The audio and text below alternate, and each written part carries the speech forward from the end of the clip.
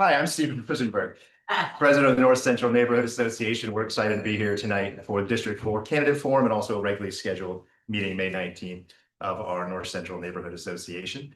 And as always, we like to do the honor of allowing Maggie Jordan to come up on stage and tell us what she's up to.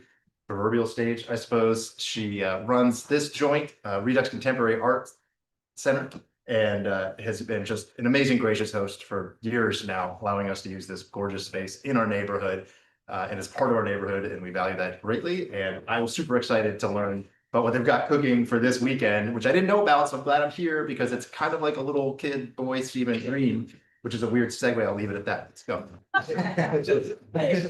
Oh, Stephen, thanks so much. That was really kind introduction. We love having these meetings here. And yeah, so we have a couple upcoming events I thought I'd share. We're doing new for this year. It's called Family Fun Day. It's from 10 to 2 on Saturday. And what you might be noticing is that we have a lot of cardboard in this room. So we're building a cardboard city, and then the kids are invited to come and decorate that. And we'll have some vendors, some local vendors like Paper Canopy. The Gibbs is going to be here as well. So it's free. I think we may have some popsicles. So if y'all are doing anything on Saturday, spread the word. It's all on our social media. And then we do exhibition openings here too. So the following weekend on the 29th, we have about 4 exhibition openings. We have our annual group show that takes place up here. We have a Juneteenth Black Collective exhibition in our back gallery, curated by Keela. We'll have a solo installation by one of our studio artists in the middle, by an artist named Cindy Jessup. So we also have added like a new hallway gallery. So the art is all over the building. And yeah, thanks for being here tonight. Thank you. Yeah. All right, next I would like to bring up my friend and neighborhood leader and city leader, rather, Brian Turner from Preservation Society has some cool updates for us. Please come on up and share with us. That's much better than me trying to remember what you told me. Thanks, Stephen. Brian Turner, I'm President and CEO of the Preservation Society of Charleston. Thank you. Also, local resident here. I just want to take the opportunity, since the theme of education this evening. The Preservation Society does a lot of educational programming in the community, and we have a couple upcoming events I wanted to let the community know about.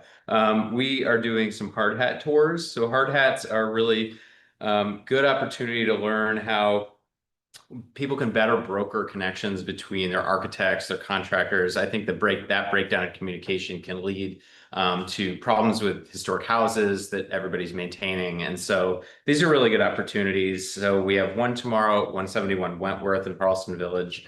And then we have one next Thursday at 134 Fishburne. I can leave these up here. But I think most exciting is that we're just doing a lot more in the Upper Peninsula neighborhoods lately. We had Spirited Brunch, which featured a lot of our local religious institutions earlier this month. But tomorrow, there's an exciting tour, which I think we can build on a lot, which is what we're calling the Sears Kit Home Tour in Hampton Park Terrace with Kevin Eberly.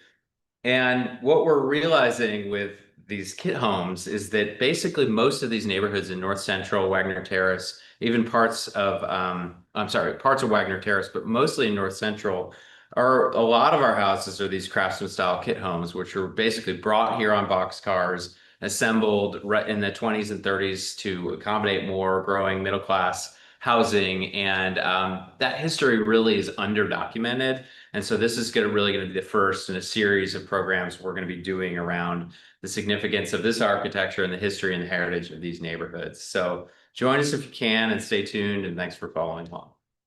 Thank you, Brian. Yep. That's awesome. Okay. Sometimes Lieutenant Murray is able to pop in. We'll see if she pops in. I'm going to quickly, if you don't mind, go through the minutes from our last meeting very briefly, just so we can make this an official meeting and I can get that officially online. At our March 17th meeting, we approved a bylaw amendment, which shifted organization membership to align with the calendar year for tax purposes. We had a balance of $4,835.93. Our community updates included a welcome from Redux Executive Director Buff Ross and announcements about upcoming public arts events. Sergeant De Lorenzo was here in lieu of Lieutenant Murray. And he's from the Charleston Police Department, and he provided updates on increased patrols in the Enston area, ongoing concerns around low line and North Central apartments, and recent crime trends, including juvenile-related car break-ins. We will have the detailed minutes online if anybody cares. I'm sure at the next meeting, we'll talk about some of the more recent updates on Enston, which I know you guys are near and dear to your heart. Our neighbors there. Councilman Poke discussed transportation safety priorities, affordable housing initiatives, zoning continuity for James Simmons Elementary, several development projects affecting the Upper Peninsula. We also heard a presentation on a proposed neighborhood pizza restaurant at 113 Romney Street. They're working through, I think, the planning commission now, right at the 26 and Romney, which is a dilapidated single house, which we're hoping will become something awesome. Pizza sounds good to me. Miss Amy Sutherland, who's in a class around the corner in here tonight, she presented her Bloomberg-supported Love Your Block grant program, which offered mini grants for resident-led neighborhood improvement projects. We're really excited about that. We actually put in a number of grants and won a big one for trees all along. How we pitched it was along this corridor. I think I pitched 18 trees because it's buy two, get one free, which I believe is supported from Parks Conservancy. And actually let Mika go have more information about this in a moment. But we're really excited about that. I think they actually increased the amount of grant that we had available to us. It was a matching to something like 20 trees. We've designated 18 plots right around here, like for example, right in front of the Islamic Center on the corner of Romney and King. There's like 3 tree wells that are just sitting there empty, and there's just no reason those couldn't be. I don't think there's even any lines. We'll put something in there as a space appropriate tree. Finally, Michael Saya from the Charleston Water System provided an infrastructure update, including plans to replace approximately 6,400 remaining lead service lines on the peninsula, beginning in the summer of 2026, and updates on the Plum Island wastewater rehabilitation project. With a meeting concluded with reminders about upcoming transportation sales tax discussions and appreciation for speakers and attendees like yourself. We are excited about the TSA. We've got another meeting in court in collaboration with Wagner Terrace, Hampton Park Terrace, and West Side with the mayor, I think coming up maybe May 28th. We'll get information about that, right? So we're excited about that. So thank you. If I have a motion to approve the minutes, anybody? Thank you. A second? Second. Thank you very much. Meetings are approved and we can get on to the fun stuff. I have the distinct honor, we've been crisscrossing schedules, and it's delighted to have you in here tonight. Ms. Mika Gadsden is the Director of Sustainability for Charleston, and that's an interesting thing that we wanted to learn about in the neighborhood. We also were interested in your work, and please come on up on the Relief program, which I think I literally know nothing about other than I'm excited about it. So Phil, if you could fill in some of the leaves on that one for us. And I'll leave it at that. And just as a reminder, this is being recorded and live streamed. Believe it or not, we do get like tens of couples of dozens of people watching this thing. I think tonight there was definitely interest in it. So we do have a following in North Central, Wagner Terrace, and so on. So thank you for coming out to be a live audience and to participate. And just so you know, your message will continue beyond this evening. So thank you, Mika, and I'll let you take it from here. And thank you for inviting me. I know, again, it was a little bit of a struggle. The onus was on me. And let me know if I'm in the frame correctly. How about this way? There you go. Yeah.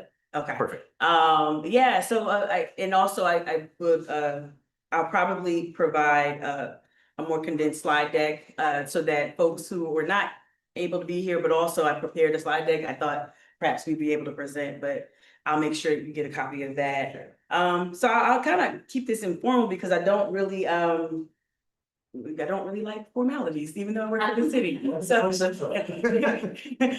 yes, exactly. But it's good to be here. I have had the distinct opportunity to speak with a number of neighborhood associations about all things sustainability. Typically, myself and my counterpart in Resilience, Caitlin, we like to make sure that we are reaching out to communities so they know what's happening, answer some tough questions. And I know I've learned very quickly that folks are very feel very strongly about their community, as they should. And the best thing that we could do as stewards from the city is provide you with the most honest and direct information. You mentioned one signature project that I am currently working on, and I'm glad you don't know enough about it, partly because it has been a work in progress. So some months ago, Mayor Cogswell launched or announced rather the Relief program, and the city has issued some statements about that. But what it has become, it has evolved into is this amazing community-led, community-driven program aiming to restore or fortify our city's tree canopy. So I'm really excited about that. But I might be new to this, but you all are true to this. I know North Central, I know Wagner Terrace, a whole host of neighborhood associations already have their own either formal or informal tree program, working with our urban forestry team, most notably David Grant, our tree administrator, who enjoys such a wonderful relationship with a number of communities. What Relief, I just went over what Relief is aiming to do, but what we want to introduce with this iteration of our tree program is engaging community members, having communities lead the decision-making process where applicable.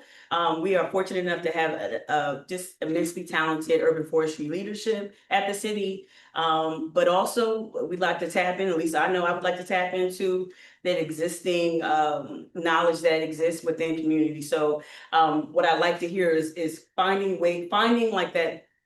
I'm gonna probably lean into a couple of puns, low-hanging fruit, in terms of like identifying wells. Well, we can walk with you, work with you and your association and members to figure out, okay, is this a really viable well or not? I would say probably like 6, 7 times out of 10, it probably is a viable opportunity. Our urban forestry team has, as evidence with the west side that was publicized, I think a couple of months ago in the paper. Our urban forestry team has been doing a phenomenal job creating tree wells where there weren't any previously. A lot of our decision making is informed by the need, right? So we know that parts of the west side of the peninsula enjoy a lot of dense and lush tree canopy. Doesn't mean you don't deserve a tree, you shouldn't get a tree, quite the opposite. But we know that there are some other opportunities like on the east side, which is one of the hotter areas, but has the fewest number of tree wells. So how do we get creative about that? Like, how do we, look at our parks and look at some other areas that probably weren't examined before and introduce trees to those areas as well as some rain garden programs. So I'm looking forward to getting feedback. It can be a lot, but it's really important that we engage those who are already doing that work, so we don't replicate something that exists, but the novelty will be in how we not only reach out to neighborhood associations, but how we also create a formalized training program. One of the biggest, one of the I guess the points, something that the urban forestry team wanted me to be cautious with is, well, volunteers are great, but is everyone going to be committed? Is everyone going to make sure that they take care of those trees in that critical first year? I think so. I think so. I think we have to recognize the efforts that have already taken place, but also maybe create a curriculum and create some established best practices so that the communities can supplement where urban forestry can't always get out there and send staff to either water or just be mindful of the trees. So please stay tuned.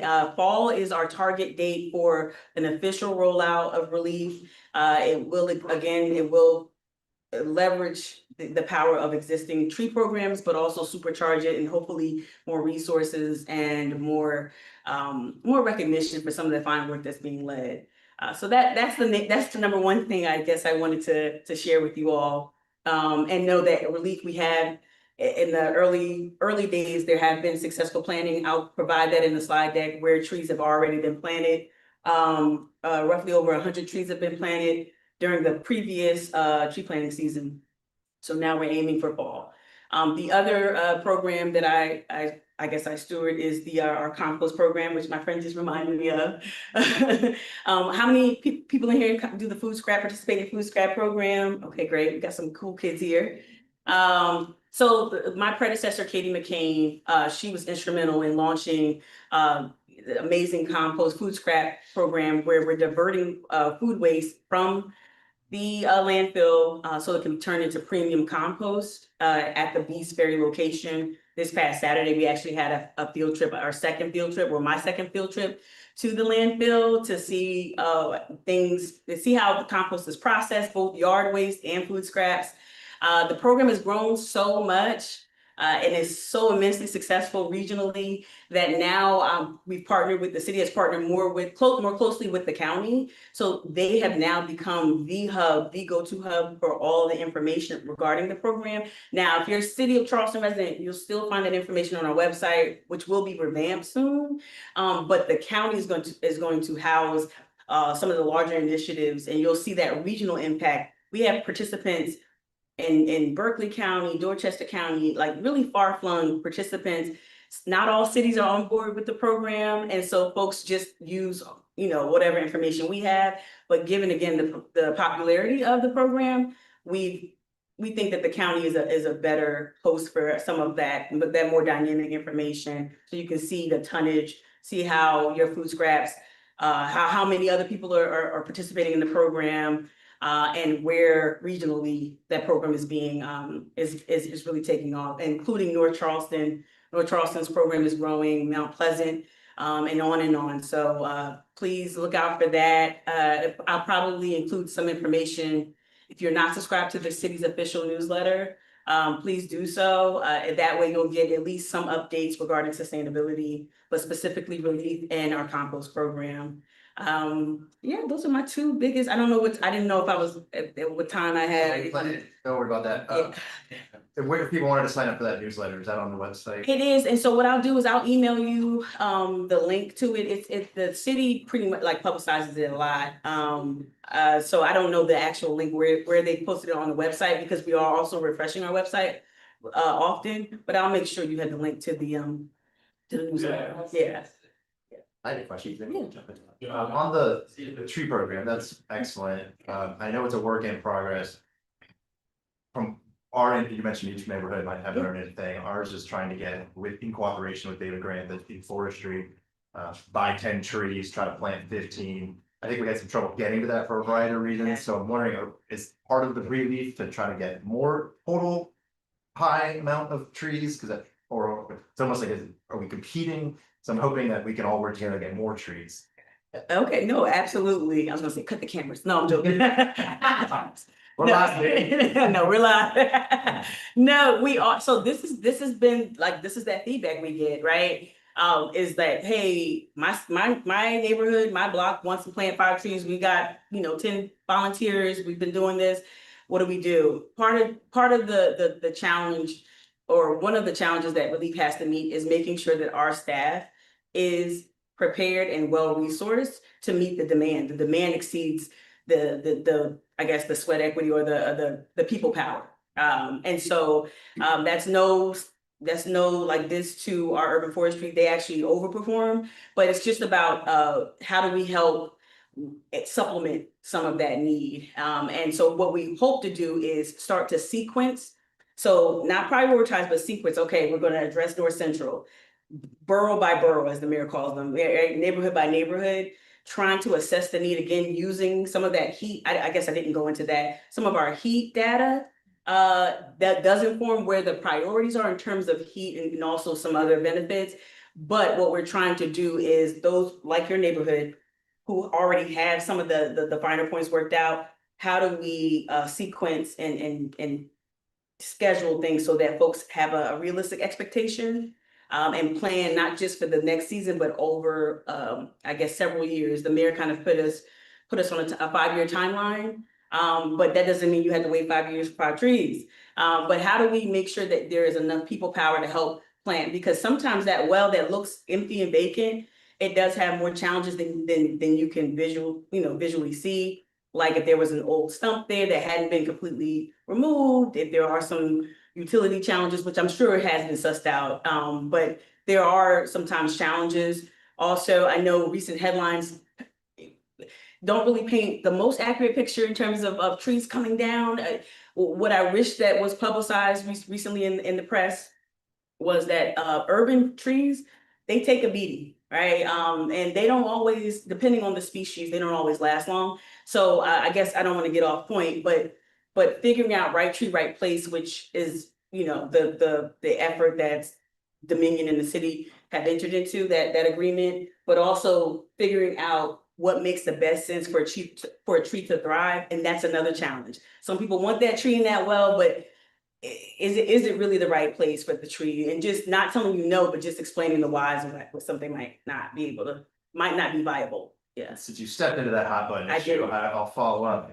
So I know there's obviously concern in East Side where palm trees came back, and I know there's an initiative to replace 5 for every palm. But if you the right tree, right space, is a great part of the program. But you're taking down a palm tree in a space where there can't be a palm tree, but then we're committed to planting more palm trees. Then by definition, by the transitive property, you're not getting more palm tree. You're not getting anything there. So I'm wondering, is there a plan? Because if there is, I don't know if it's been out there to No. replace, Oh. to reforest some of the stuff in the East Side, for example, where palm trees are coming down. Yeah. Because it's one thing to say, oh, but we're gonna do 5 more in its place, but it's like on Daniel Island, like I don't know. Oh. So Yeah, no, well, while I can't speak specifically to the footprint of like what tree for tree, I do know that this is something that David Grant and I, along with the rest of our team, has been really trying to work through in terms of what does that look like, what does replacement look like. I don't have a firm answer for you, but I will get that answer for you. yeah, you're aware of it. Yeah, no, we are aware. I was on the east side this weekend.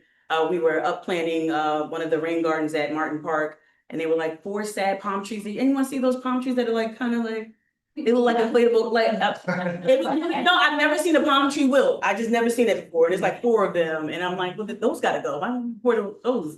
But I will have a serious answer for you as soon as I can. Thank you. Mhm. Anybody else other than me?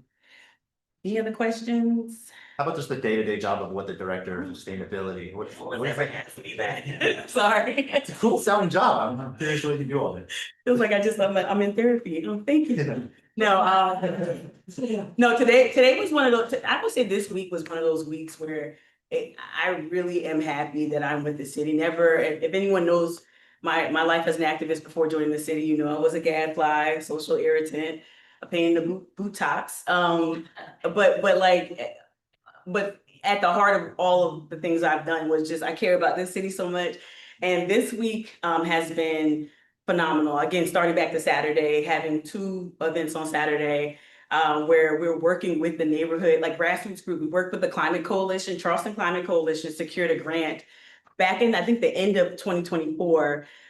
With this it's called Climate Mayor's Grant. And they got these resources to plant a number of rain gardens. And I know that there were some drama before I took the position as sustainability director with the rain garden program. And there was some really valuable feedback from that. But what we're able to do with the collaboration with the Charleston Climate Coalition is actually network and place rain gardens where they can have the most impact. And the East Side is one of those areas that the Climate Coalition has focused on. And so my job in working with them was to scout out city-owned property.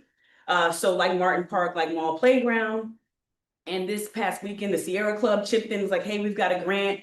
And we want to help upplant this rain garden, and with some local vendors and people like Roots and Shoots, or businesses like Roots and Shoots chipped in. And it really, to me, those are the highlights of my job. But working directly with community members, with groups, responding to people. For me, sustainability is not just about the environment. It's also about community. So I get to engage with that part of my job. I think that's the highlight. So day to day, yeah, I think if Kaylin was here, Kaylin is Director of Resilience. I'd say like we're kind of like opposite sides of the same coin. I feel like my job is more community facing, whereas Kaylin deals more directly with capital projects, large scale capital projects like the battery extension, like a whole host of stormwater adjacent issues. But we both continue to work together to make sure that folks know what's happening in their communities. Working with Preservation Society when applicable, working with a whole host of area nonprofits who are all invested in making sure our communities are equipped for the ever-changing landscape. So that's the highlights. And also today, as I was driving here, as a sustainability director, I'm a member of the Southeast Sustainability Directors Network, SSDN. And I became one of several podcast hosts for their Green Minds podcast. And so this is my debut episode. I am a seasoned podcaster. But this episode was very special. Because I got to interview Katie Zimmerman and Savannah Brennan from Charleston Moves to talk about Mobility Month. And so that's live right now. So if you want to listen to me dust off my microphones and headphones, please by all means listen to Katie and Savannah. And I want to continue to amplify good work that's existing here in Charleston. So that was a very long way of saying that's my job, is to, because there's already good work happening. People don't know about it. They don't know how your neighborhood association meets and convenes. They don't know what's happening with Wagner Terrace, not as much. So amplifying some of that good work is a part of my job as well. Yeah. Yeah. Anything else? Thank you, Mika. That's really, oh, yeah. Yeah, please. Are you aware of any conversation city and the schools on furthering composting in the school? Because I know that Yes. huge impact one school can divert like all funds and. Yeah, but the quick answer to that is, I know that the school district decided to end that contract. That wasn't on the city. They didn't end it. No, individual, so yeah, so to that point, the culture that existed in schools that wanted to keep it going, they kept it going. If a school reaches out to me, we try to work with that and try to reanimate the program, but absolutely, but right now it's a school by school effort. It depends. A lot of school staffers think that they think it's more work than it is. And so you just have to do the training and demystify the program, but 100%, that's what we're looking to do. No, but if you know someone, let me know, so we can get this back in there, so. Congratulations, Yeah, Ben Church. yeah. Well, thank you. Thank you. I don't know. Thank you for that. Thank you, Mika. And for the viewers at home, I'm sorry you get the tiny pictures. I can't know if you see this, but we've got these amazing murals. Maybe we'll take a little tour on the way out, and we've really filled in. Viewers at home, there's 20, 50, 80 people here tonight. So thank you all for coming out. This is a great, thank you. So can we have a raise of hands of candidates? I know Claire is here. Do we have just it still? Oh, Carla's here. Great. So we got the Claire Carla B2B back to back. Great. So what we wanted to do, what we thought for the format that worked well in past forums is we're going you to each have a chance to introduce yourselves, a little bit of a spiel, just spend a few minutes, kind of who you are, what you're all about, a little stump speech, you might call it. And then we've got a few questions that the board put together, and then we'll ask each of you those, and then we'll take it to the floor. And if anybody has any questions, we'll do that. We're not taking any questions online because they should have just been here and asked them themselves. So next time, show up, folks. So let's start. I don't have a coin, but I guess we'll go with the alphabetical. That seems to be the reigning, the world that I've never been a part. Okay, so come on up, Miss Clara Bailey. Thank you for coming tonight. And then we'll hear from Miss Gadsden. So introduce yourself, and then we'll do the introductions first, and then we'll get to questions. All right, perfect. Hey, everybody. I'm Clara Bailey. I know several of you in here. I am a Charleston native. I grew up here, and I went to Charleston County Schools from K to 12, and then attended the College of Charleston and got a bachelor's degree in communication. After that, I worked at MUSC for 8 years as a grant administrator in the Children's Hospital, managing grants and clinical trials.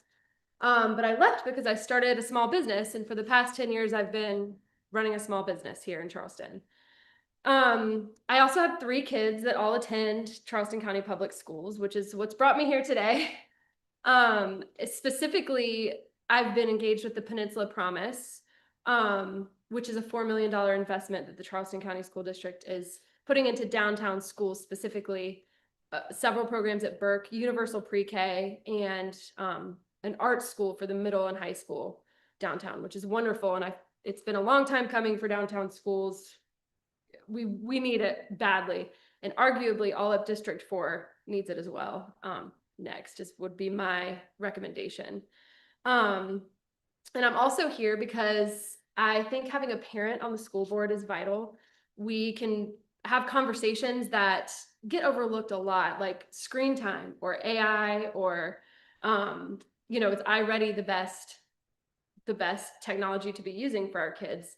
And instead of 10 years down the line, looking back and saying, wow, this whole generation of kids is overwhelmingly has X, Y, and Z because of all the screen time they had at school, we need to be proactive with these things and proactive with the implementations of them. So that we can get there.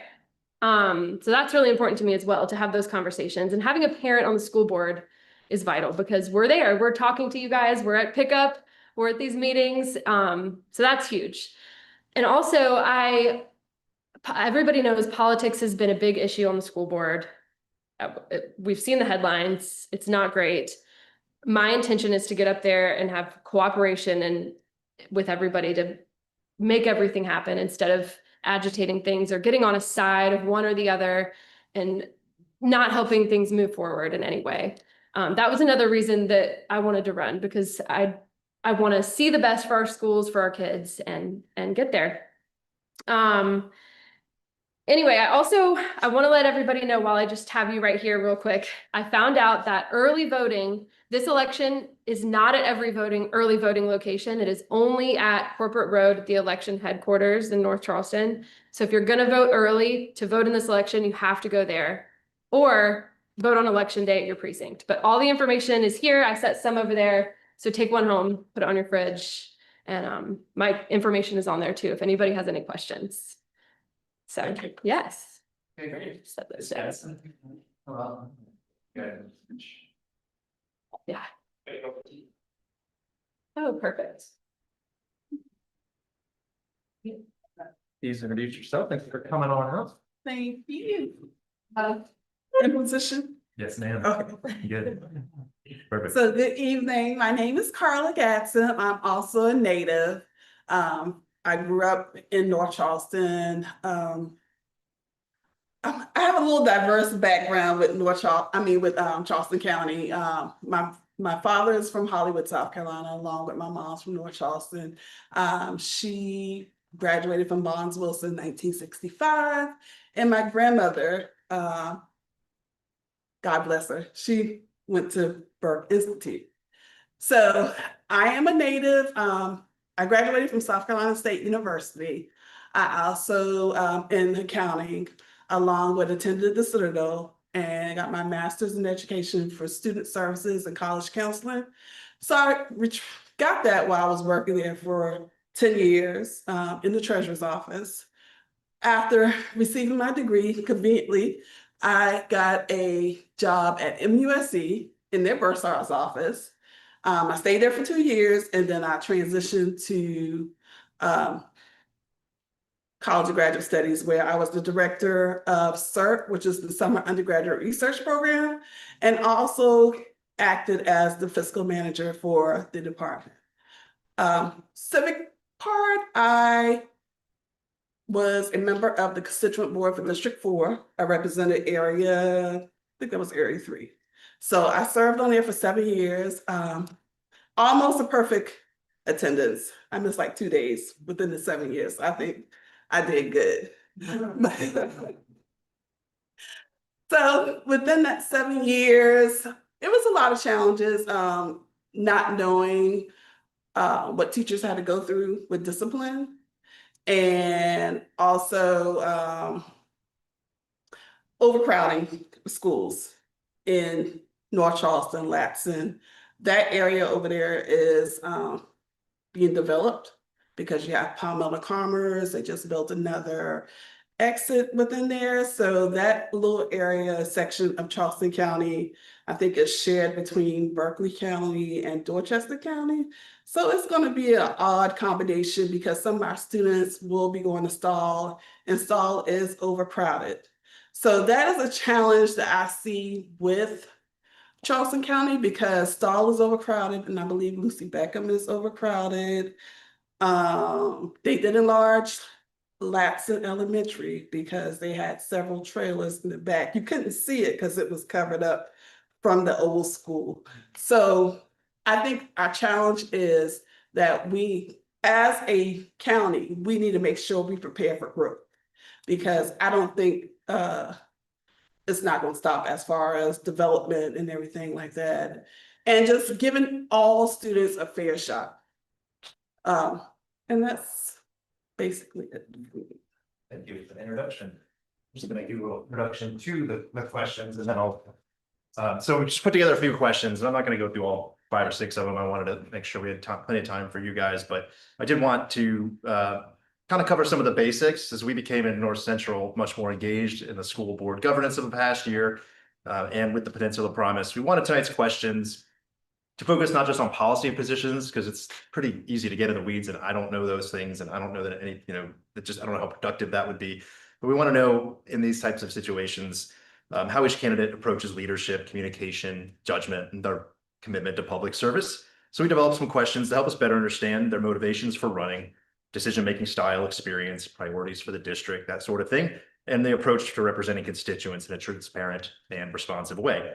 So I'm gonna maybe I'll start with you, Ms. Gadsden, and you can get up or sit or anything you want to do, whatever you're comfortable with, but I'm curious for both of you, what specifically motivated you to run for the school board now? Yeah, and why now? Okay. So, I like to stay in the street. So I am an empty nester, so I have plenty of time to share with my community. I think it's important that we really get involved with our students along with just developing our schools, making sure that, again, that our students are not in a small school and there's 20 million kids in the hallway, and when there is a altercation or something's happening, they have to wear chaos. It's hard to manage chaos. So I want to make sure that all schools are prepared for growth, even schools that are smaller that, possibly don't have enough students, but there is room to grow, or maybe add another program that will attract other students there. So. Okay, thank you. Ms. Bailey, can you tell us about what specifically have you run for this office and why now? Yes. Well, the first time it ever crossed my mind that, maybe I should run for school board, or somebody that lives around here should run for school board, was in earlier this year. A lot of us showed up to talk at the school board meeting about the rezoning of downtown schools. And later on that meeting, when I went to go watch the rest of it, just descended into chaos and made all the headlines. And I'm sure many people saw that. And so when I saw that and thought about it, I was just like, we need transparency. We need good communication between board members, and we need people that are willing to do that on the school board. And so that's the first time I ever thought about running. And I think that's really important. And it's really important to hear what's going on in your neighborhood and your zone with everybody, and work together and be available for the people that you represent to make sure that what we're doing up there represents everybody. So that's why I'm here. I want to just move everything forward in a positive way. Fantastic, thank you. I'll do one more and then I'll move to the audience. Ms. Gadsden, you've had an interesting tenure in some of your past positions. I'm curious about a difficult decision. Sorry if this sounds too much like an interview, but it is interesting behavior. I overeducated that. So the difficult decision you had to make where there was no clear consensus, because a lot of what we're seeing in this board and in general, where everybody's just at loggerheads. But sometimes we have to find a path forward. Can you tell us how you approached a situation where there was no consensus and how you handled it? Okay, so I think, let me think back. We think more in regards to when I was on the constituent board. There was a situation as far as one school was overcrowded, one school was underpopulated, and they wanted us to, 6 months later, change our decision to keep the students in a crowded school and in an unsafe environment. And again, we stood on our voting because we feel like it was unfair for them to come back 6 months later to want us to change the decision. So of course, they felt like we weren't supporting the principal, but we were looking out for the students. So we got some feedback from the community, not positive. They weren't on our side. They wanted us to side with the district, but we chose not to. And of course, the board, the former board, they went along with the school district as far as allowing those students to stay in that crowded school. So it could have been easy just to go. I didn't feel like it was right, and none of my board members felt that is right for those students to be in a crowded school. Thank you. Ms. Bailey? I mean, I have 3 kids, so I think I have to face difficult decisions with no answers all the time. And you know, running a small business too, you just get so many things come your way that people need things that really are far and beyond what you provide, or don't make sense, or really aren't the right thing to do at all. And you have to stand firm in what your, you know, in small business, what your policies and procedures are and what you would do for another customer. And you just have to stand firm in what you have presented in front of you to make your decision. And a big part of this job is making hard decisions like that. And representing a district, you have to listen to everybody around you. You know, you have to have people that you can talk to. You have to listen to the community and make your decisions to make sure you're representing what everybody around you needs. Great. Before I keep on keeping on, go to the audience. Does anybody have a question? We can ask both candidates, please. Yeah, please. So as a board member, you know, you kind of have 3 things, and that's pick superintendent, you know, balance and budget, and then holding firm to policy, just like it said. I'm sorry that all the candidates aren't here, but it seems like when you go to a school board meeting and you speak on behalf of the community, it's very important to uphold policy. You know, how would you in your role have people come in from the audience that aren't upholding, you know, just that courtesy, to follow those rules that are put in place for a reason? So just wondering how you would handle that, because that is a big issue with this meetings. So are you referring to when public comments and people don't stop talking in their allotted time? Yeah. I think they're handling it well, turning the mic off. That's a good, that's awesome. Yeah, I think that's a good policy. I mean, you can't bypass, you can't, like I like to say, you can't adult adults.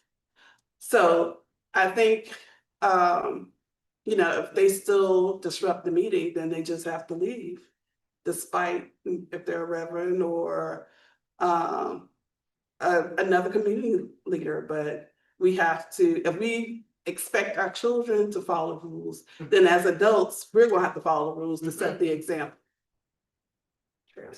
Yeah, absolutely. I mean, when you come in for public comments, the rules are very clear. You know, I know a lot of us have done it in here in this room. It's very clear. You have X amount of time.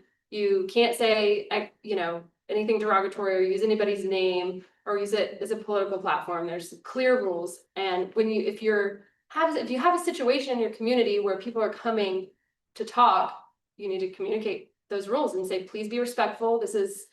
We want to make sure that your point gets heard and the message comes across. So let's do it in the allotted time, and let's use respect to each other, everybody in the room, to make sure that our point comes across well also. Yeah, we ran into that. Yes, please.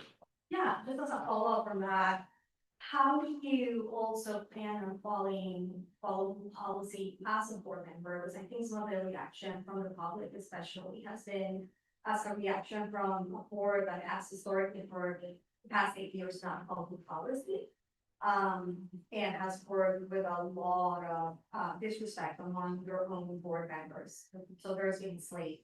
So maybe there's 2 questions. How do you as a board member intend to follow policy and also remain independent from groups such as Mom for Liberty, Coalition for Kids, and also a superintendent, which we like the superintendent, but superintendent at the end of the day, of course, for the board. So how do you plan on remaining independent and accountable to your community and also following policy as a board? Why don't we flip it up in the? Yeah, I'll go. Yeah. You know, the whole reason I'm in here is because it hasn't been independent. We need to have independent people there. And you have to follow policy. I mean, there's no ifs, ands, or buts about that. You can't skirt around things. It's just not right. It's not what we should be doing at all. And we need our constituents to hold us accountable for that if that's not happening also. Please, that's the whole role of this position. And, you know, we all have to remain accountable. Personally, I have 3 kids in school. I have to walk up to pick up and see dozens and dozens of people. And if I'm not following policy or I'm breaking down into chaos, you better believe I'm gonna hear about it. You know, I'm gonna hear about it. And so that's not what I want. I want people coming to me for positive change and not because I'm doing something that I shouldn't be doing, which wouldn't happen, but. So I think to me it's I like positive and I was like criticism, but constructive criticism. If you see that I'm not following the rules or you feel a certain way of if there's something on the agenda that you want to discuss, I'll be more than happy to be accessible. So as I served on the constituent board, I was very accessible. If someone sent me an email, I would definitely respond within 24 to 48 hours. And I think that that's a problem that we're facing with our board members now. They're not responding to their constituents. So I would definitely be available to all my constituents. Just give me a couple days or so, but you would definitely get a call back. But following policy is important. I feel like putting policy in place helps things to transition easier. It helps set rules for everyone and for board members that's going to come behind us. So I am a policy person. Like when I was on the constituent board, we didn't have any bylaws. So I made sure while I was there, even though they dismantled us, but I made sure that we had something in place. That way things would run smoothly for the meetings. Great, anything else? No? What are your thoughts on Monster Liberty or groups like that? And have you received any endorsements or funding from an organization like that? I have not. What are your thoughts on? I feel like we should run the school board as a nonpartisan, no special groups. It's all community because our kids are not assigned to Moms for Liberty, or I think what was the other one, the Coalition for Kids. So I think it's important that everyone is included, not one special group is pushing the narrative for our students' education. It should be definitely led by parents. Yeah, I totally agree. I wouldn't accept any endorsement from Moms for Liberty, wouldn't want it. I haven't accepted money from any groups or organizations and don't want to. I totally agree. This is a nonpartisan race. The problems we're seeing are because of partisan issues, and that is the biggest reason why I'm here. We don't need that in the school board anymore. And when you bring in one extreme side, you're going to get another extreme side, and it just creates chaos. We need to do the right thing, and we need to be here for the kids at the end of the day and for our schools. And politics need to stay completely out of it. From our perspective, at least my perspective, in District 4, we have a pretty low bar of just not being an unethical criminal. So I'm really looking That's a good point. towards the judgment and moral character. And I will be doing in your life, you can just pick one. I'm about to ask what are your top 2 issues you believe the Charleston County Schools need to address over the next 4 years. If you've got one signature, feel free to say that. If you have a couple things, say that. But I guess you answer the first one last. You want to start? Sure, I'll go. I think the biggest issues are student outcomes. In District 4, there's too many below average rated schools. That should be a 5-alarm fire in the district, honestly. Like, we have several elementary schools that are rated below average, a high school that's rated below average. It's a 5 alarm fire. That's my biggest issue. That's my biggest concern. When I'm out of the school board, I want to see 0. I want to see everybody rated average or above. And literacy too. Only 25% of African American and Hispanic kids are reading on grade level by the 5th grade. 25%. That's just, we need to work on those things. That's the most important thing and the reason why I'm here. Scales. Oh. Might have a chance to. Well, I totally agree with what my opponent says in regards to outcomes. I also believe, again, we need to I saw that they're doing a transparency as far as with the budget and the spending, so I think we're moving positively in regards to that, because I know they spend a lot of money on things that they should not be spending money on. So accountability with their spending, making sure our tax dollars are going where they're supposed to go. We're not creating jobs just to move somebody to kind of cover things up or anything like that, but making sure everyone is accountable, tax dollars are accountability, along with preparing for growth. That's my main thing, preparing for growth. We created a District 4 stadium for, I guess, North Charleston High School was supposed to use it since they created the CHS building, but now they're getting a new stadium. So it's like, we're spending money. Why are we spending this money? It's not making sense. We're doing one thing and then we're going back to the old. So definitely accountability with spending.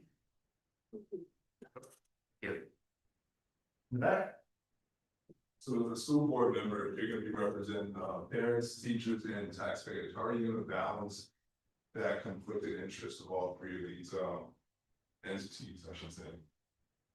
Scales, you might start. I think as a community, our children are the common denominator. So you just have to make sure the children are first. Yeah, exactly what I was gonna say. When really when it comes down to it, the values on the school board and what everybody wants, parents, teachers, and community members, is really the same thing. We want a quality education, we want well-paid teachers, we want to make sure that everybody is happy in their schools, teachers, students, parents alike. So I think if you have that in mind and really keep in mind that everybody has the same goal at the end of the day, everybody will feel like they're heard. Yeah. Hi, I'm a special educator in Charleston County School District schools. So I wanted to know about your plan to help with caseloads, overwhelming caseloads, helping out with teacher burnout, how to better equip us to service our students. Yeah. Who are special needs. Do you have any specific plans? Let's see. You want me to- Taylor, if you want to start this time. Okay, sure. I mean, this district is already implementing weighted student funding, which is helping in that direction so that you don't feel burned out and there's maybe room for another FTE in your school. And I think that needs to be expanded. Weighted student funding is an excellent way to make sure that students who need extra have the help and the teachers have the help, and it's not all on one person to get burned out. That's definitely a priority and something that needs to stay at the top of mind. I totally agree with that. For the burnout, I feel like special ed, again, more staffing to help support the teachers, along with maybe a little extra bump in pay, because that is a critical needs. And special ed is it's a difficult job. I was working someplace, I can't remember, but one of the clients, he had a big job or whatever, and he was like, his wife is a special needs teacher and she's messing up my my income tax. I was like, well, that is I said, she's doing a good thing. And he was like, yeah, you're right. She is doing a good thing. So special needs teachers definitely need support from the parents, mainly, the school principals and APs, and just maybe we just need to look at the whole program itself to see what is needed, what is not needed, what is working, what is not working.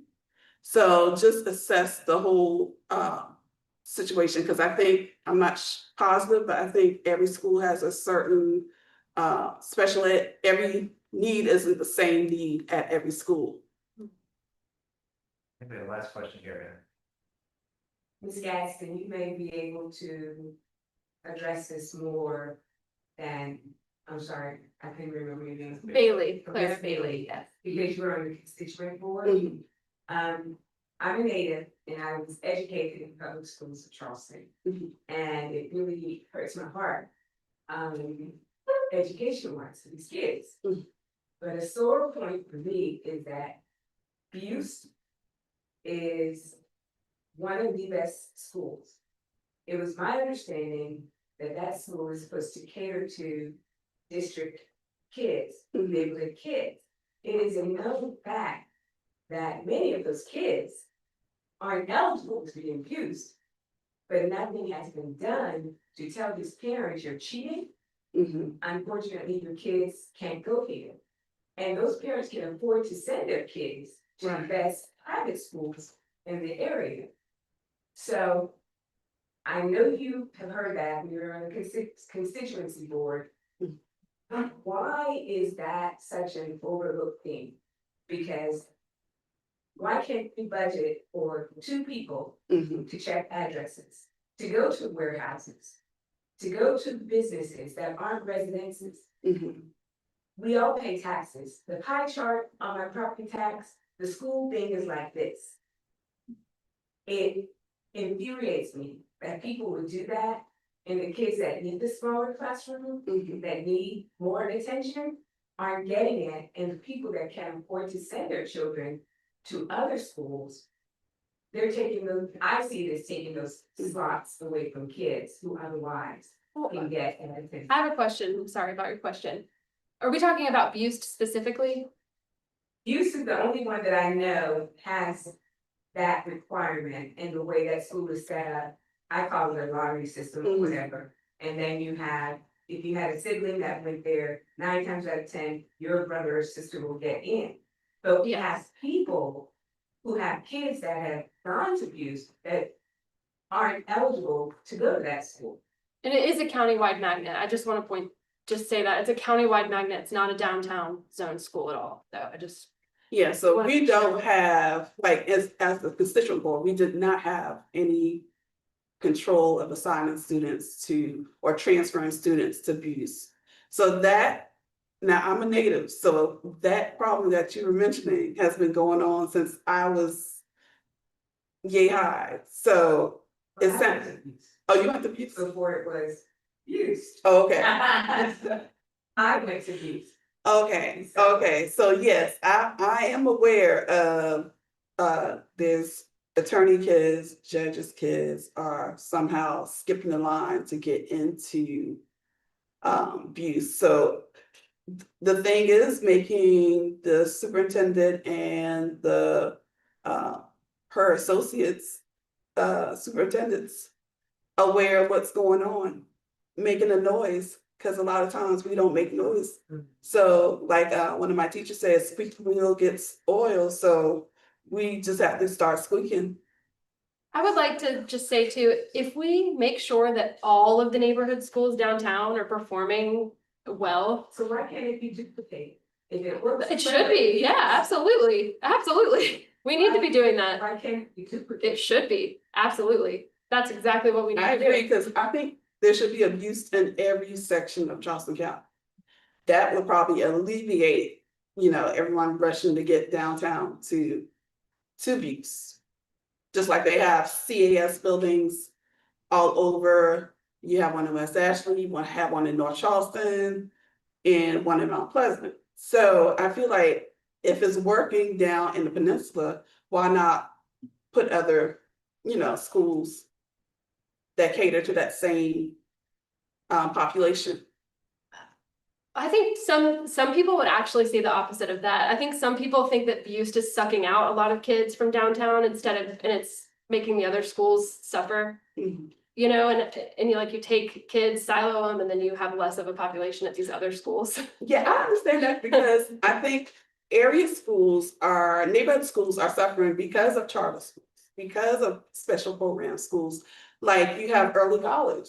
Early college is Mhm. taking out their best, but they're still getting credit because even though they're not in the school still gets credit for those grades, even though they're not presently in there.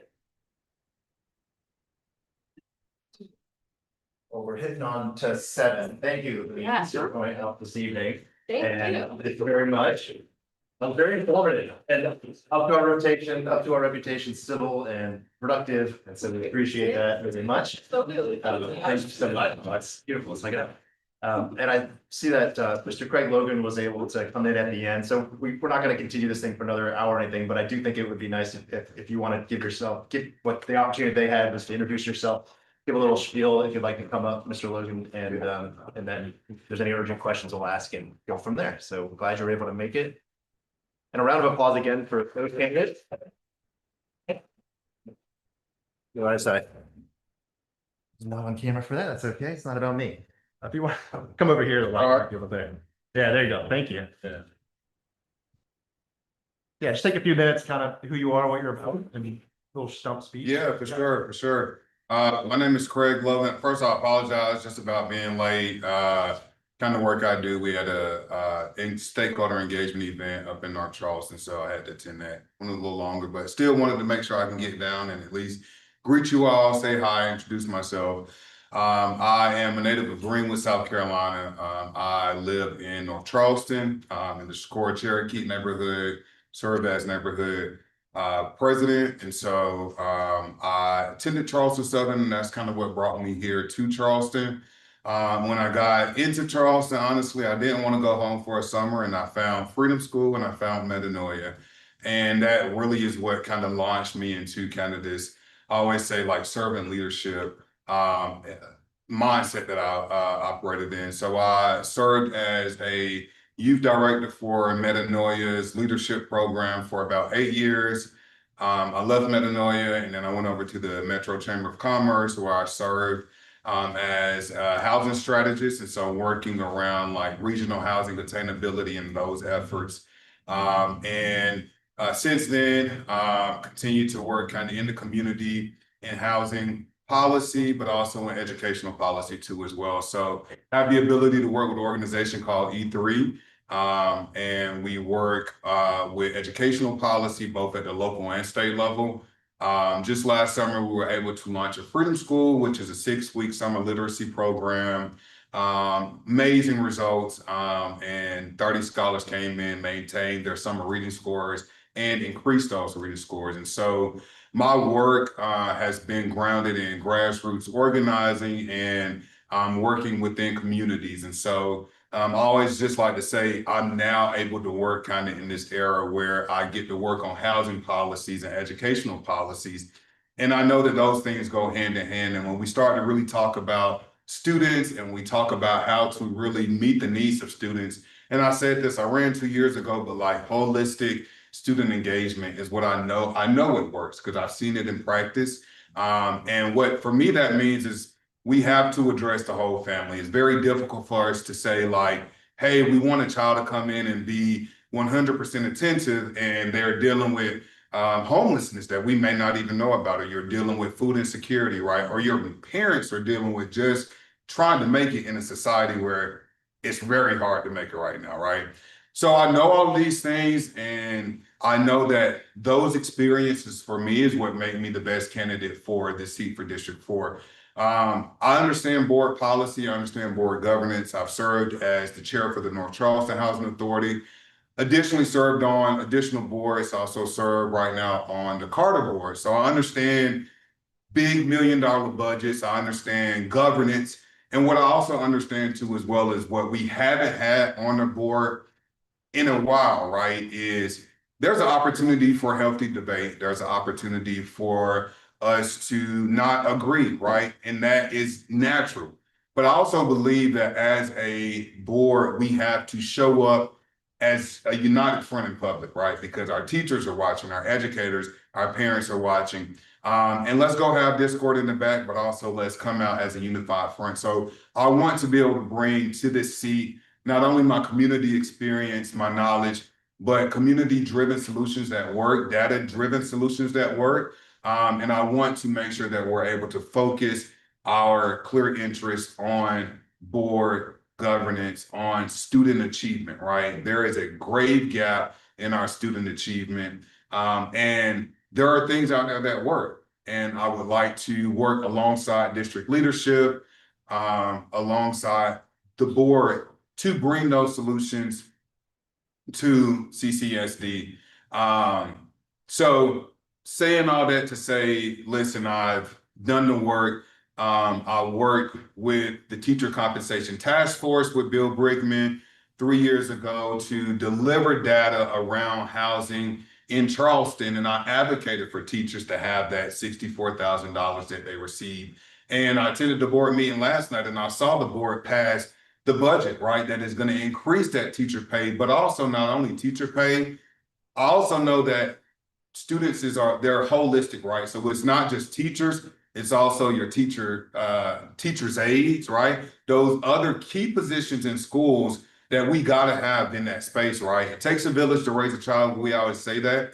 And I 100% believe that. And I know that we have to invest in our schools to make sure that we can bring those things to this seat. So I've done the work. I've worked alongside the superintendent. I've worked alongside the district leadership. And I know that I have what it takes to be in this race, to have this seat, and to be a true representation for all of District 4 and also for all of CCSD. So thank y'all. Again, apologize for being late, but I appreciate you giving me time just to introduce myself too as well. Absolutely. Thank you very much. Yes, sir. I think you covered kind of our key questions, but I did want to have an opportunity if anybody had a question before we head out. Sure. My kind of signature question was what are your top 2 issues you believe that CCSD should be working on for the next 40 years? Yeah. We covered a little bit of that, but if you want to take that. Yeah. Absolutely. My top 2 issues, number 1 is student achievement, right? We made gains. Let's celebrate those gains, right? But on one hand, where we say, hey, 30% of 3rd graders are reading on grade level, that means 70% are not reading on grade level, right? And so that is number 1 for me, right? Is making sure that we have solutions to close that gap, right? And it's great to have a point gain here, a point gain there, but at the same rate, if students of color are not reading on grade level or on the same level as their white peers, what that means is that this gap that might be this big now, in 20 years is going to be doubled, right? And so we know that we got to be aggressive with this, because what I also know is that our workforce is developed based on what our students are doing right now. And what I also know is that economic development in Charleston is booming. And we know that the Boeings, the Volvos, or Mercedes-Benz, they are importing people into Charleston versus understanding how do we work alongside the district to make sure that when students leave CCSD, whether they go to college, they do military, or they do a skilled labor, they have a choice, right? And I think it's up to us to really work hand in hand with those OEMs to make sure we're setting those up. So for number 1, it's definitely closing that educational gap. And then truthfully, number 2 is making sure we have transparency, accountability, and that we can have a board who does what it says it's going to do, but also who can be responsive to community members as well, right? We've seen up and down. Sometimes we have 3 good months and then boom, a crisis happened. That's fine. That's going to happen on boards, but the public deserves transparency. The public deserves truthfulness, and they also deserve accountability. I want to be able to bring those things to the board too as well. Great. Well, thank you to you and to all the candidates that are able to make it tonight. Congratulations. And with that, thank you all for coming out tonight. This has been really an informative, productive experience, and it just gives me chills having this go down. I think we very recently understood the importance of these local elections. Really, your vote in something like this has like way more impact over your lives than any of the nonsense going on around. So thank you again tonight. Have a wonderful weekend, a holiday weekend, and we'll see you soon. Thank you very much. And here's your hard hat doors in case you need to learn. This looks fun.